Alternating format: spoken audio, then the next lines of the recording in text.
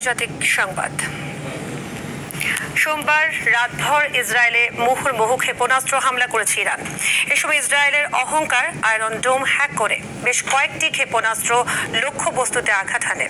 ধ্বংস হয় ইসরায়েলের হাইফার বৃহৎ তেল পরিশোধনাগার। অন্যদিকে তেহরানের রাষ্ট্রীয় টেলিভিশন ভবনে হামলা চালায় ইসরায়েল। এদিকে তেহরান খালি করার হুঁশিয়ারি দিয়েছেন ডোনাল্ড ট্রাম্প। আর ইসরায়েলকে থামাতে ট্রাম্পের প্রতি আহ্বান জানিয়েছে ইরান। ইমতিয়াজ আহমেদের রিপোর্টে দেখুন বিস্তারিত।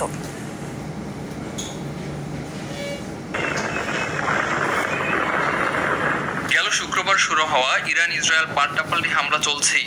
একে অপরের স্থাপনা, তেল পরিশোধনাগার লক্ষ্য করে দফায় দফায় হামলা চালাচ্ছে দুই দেশ। মধ্য ইসরায়েলে বিমান হামলার সাইরেন বেজেই চলেছে। তেল আবিবের আকাশে বিস্ফোরণের শব্দ হওয়ার তথ্য নিশ্চিত করেছে বার্তা সংস্থা রয়টার্স।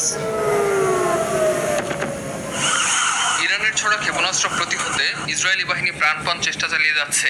ইরান থেকে নিক্ষেপ করা ড্রোন ভূপাতিতের দাবি করেছে দখলদাররা। পাশাপাশি ইরানের হামলায় কোনো হতাহত হয়নি বলেও দাবি তেল আবিবের। অন্যদিকে তেহরানেও বেশ কয়েকটি জোরালো বিস্ফোরণের খবর পাওয়া গেছে। এতে করে আরও অর্ধশত মানুষ নিহত হয়েছে।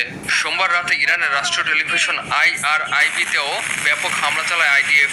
এছাড়া পশ্চিমাঞ্চলীয় কেরমানশাহ প্রদেশের একটি হাসপাতালেও চলে ক্ষেপণাস্ত্র হামলা। এরই মধ্যে অবিলম্বে ইরানের সাধারণ মানুষদের রাজধানী তেহরান ছাড়ার নির্দেশ দিয়েছেন মার্কিন প্রেসিডেন্ট ডোনাল্ড ট্রাম্প। সোমবার নিজের সামাজিক মাধ্যম ট্রুথ সোশ্যালে দেয়া এক পোস্টে এই হুঁশিয়ারি দেন ট্রাম্প।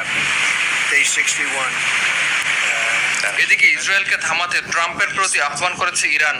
দেশটির পররাষ্ট্রমন্ত্রী আব্বাস আরাকচি বলেন, যদি সত্যি প্রেসিডেন্ট ট্রাম্প চলমানের সংঘাত থামাতে চান, তবে ইসরায়েলের উপর যুদ্ধবিরতির জন্য চাপ প্রয়োগই একমাত্র সমাধান। ইমতিয়াজ আহমেদ, RTV।